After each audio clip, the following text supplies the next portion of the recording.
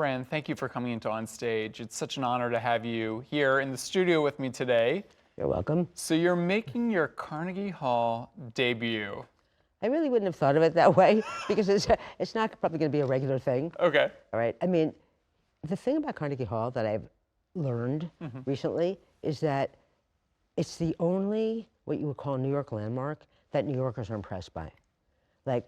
Like people who, people don't care about they may care about it to some extent, the Met, the Empire State Building, all the stuff tourists go to see. Yeah. And New Yorkers don't go to the Empire State Building usually, but they go to the Met, they go to see modern art, they go to all these places, but they're not that impressed by it. But you say Carnegie Hall. It's like the ultimate for a performer. Yeah, but even it's just the idea, the Carnegie Hall. Yeah. I mean, even if you're young or you're old, it doesn't matter. Yeah. I mean, I've spoken there before. Yeah. I've emceed the National Book Awards used to be there. I emceed an AIDS benefit there. And it is thrilling to stand on the stage there, especially since I was a child cellist. And when I was a child, I really thought, I'm really going to be there. But unfortunately, I was incredibly untalented. Well, you're getting there for another reason, Yes. and for that, we can't wait. So it's a Q&A style show that you're doing, or it's your show, but then there's a Q&A portion to the show that you will present when you're at Carnegie Hall. I do the same thing everywhere in the world. Talk about that. Okay, so someone interviews me on the stage for half an hour, and then I go to a podium and I answer questions from the audience for 1 hour. So you were just in Europe doing this. I was. What type of questions were you getting? What was the most interesting question you got? That I could not answer, but I will tell you that since the advent of Donald Trump in politics, the questions are 90% politics. And I've been doing this basically since I'm 27, doing it for a long time. So, and always during presidential election years, there were a lot of political questions. But, I'm basically not like a political person. But since Trump entered politics, and it's all over the world, the same questions. The weird thing to me this time in Europe was how many questions there were about the New York City mayoral election. Like, really? Like, we're in Stockholm, the New York City mayoral election? I think that's from the internet. They follow everything. And I was shocked to discover that practically the most beloved person in Europe is Jimmy Kimmel. Like, I wouldn't even think they could see him there, but they do. And so there were a lot of Jimmy Kimmel questions because of what happened to Jimmy Kimmel. Yeah. But I kept saying, you know who Jimmy Kimmel is? Yes, they do.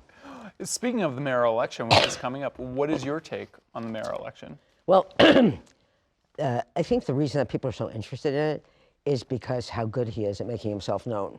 I mean, I think that must be it. And people are very, there's this. Mamdani? Yes, Mamdani. And, I think that maybe people are just happy to see someone they haven't seen before, in politics especially. Look, I am old, I just said that. But one of the things I like about Mamdani is that the old Democrats are upset by him. And I am sick of these old Democrats because, you know what, one of the things Mamdani does that Democrats should do more, express the rage of your people. And they don't do that. Hakeem Jeffries, he's very intelligent, but he's not the man for the moment. He's too mild. Like, I want him to yell. Yell. Okay, I want Schumer to do something. Schumer seems to think it's like 25 years ago. You can't negotiate with these people, so don't try. But express our rage. And Mamdani does that, not in the way I do, which makes people angry, but in the way that he does, which isn't that kind of like, he has a very soft way of saying it, And I think that's one of the reasons people like him. I didn't vote for him in the primary. I voted for Brad Lander, but I'm going to vote for him. Do I think he can really run the city? Not really, because he doesn't seem to know how the city runs. Like, you can't have free buses because you don't run the transit system, because the governor does. I think the mayor should, but he doesn't. There's not going to be city-run grocery stores. The city can't run the things they're supposed to run. I like him. I don't agree with him on a lot of things. We're going to play a little speed round. I'm going to throw out some questions and you have to answer immediately. First thing that comes to mind. Fran, what's your favorite thing about New York City?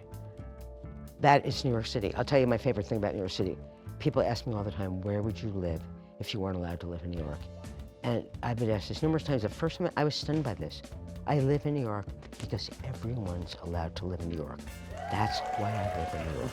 There's no one not allowed to live in New York. Favorite performance space in the city? I love to go to Carnegie Hall, but, Carnegie Hall at the moment is scaffold. I don't know why. Like 25 years ago, they did a very big renovation there, at least 25 years ago. Every time I walk into Carnegie Hall, I think, what happened to Carnegie Hall? I'm still not used to the last one. Are you more Broadway or off-Broadway? You know, I know this is not going to be something you really want to hear. I'm not the biggest theater goer. That's fair. I have to say. You're only on the New York One Theater Show, but that's okay. I know that. I know that you're the big theater guy, but you know, I really, it's the one thing I feel I'm too young for. What was the last show you saw? First thing that comes to mind. I'm trying to remember. I think, you mean like on Broadway? I think probably it was Tom Stopper's play, which must have been. Leopoldstadt. Yeah. What's your go-to restaurant? I would never say. It's already crowded enough. I can't believe people say this. I know that people answer these questions, but I think, well then, do you wonder why it's so mobbed? Right. Favorite neighborhood? You know, I wouldn't say I really have a favorite neighborhood in New York. I mean, there are neighborhoods I really don't like. But, I mean, of course, I am of an age where if I say New York, I mean Manhattan. All right, so when I go to Brooklyn, which I have to go to now because people live there, the second I get out of the subway, I could be in Atlanta. I'm looking around like I don't know where I am, and within 1 second, someone asks me directions. And I always feel like saying, do I look like I You're know? such a New Yorker. Like, I don't know where I am. Of what makes a New Yorker? I think you really a New Yorker the first time you complain that something changed. You could be here for 40 years, 40 minutes, 4 days. The first time you walk out of your apartment, you go, where's my dry cleaner? What happened to my dry cleaner?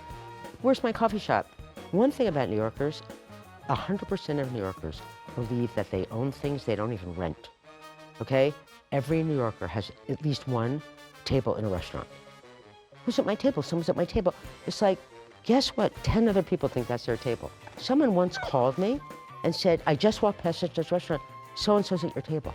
Why is he at your table? I said, well, I don't know, but I'm here. So I don't really, I think it's my table. Final question for you. You're putting a dinner party together. That is not me. No, but you're putting a dinner party together at a restaurant, right? 5 New York icons who would be at your table, Fran. I can never ask these questions. Like, there's no one in the world less of a host than me. No one. But then give me 5 of your notable friends that you would have at a dinner. I would not do that. You wouldn't do it? No, because here's what happens. I'll take a 5, then the 6th. I'll see them tonight and I'll go, hey, what about me? You're so smart. Such an honor having you in. Congratulations on the Carnegie Hall. Big debut. Big debut. Thanks for coming in, Fran Lebowitz. Thank you very much. Thanks for watching our YouTube channel. For more premiere theater coverage and exclusive interviews, click the subscribe button. You can also download the Spectrum News app or watch us on TV for the latest information, balanced coverage, weather updates every 10 minutes, and more. We'll see you there.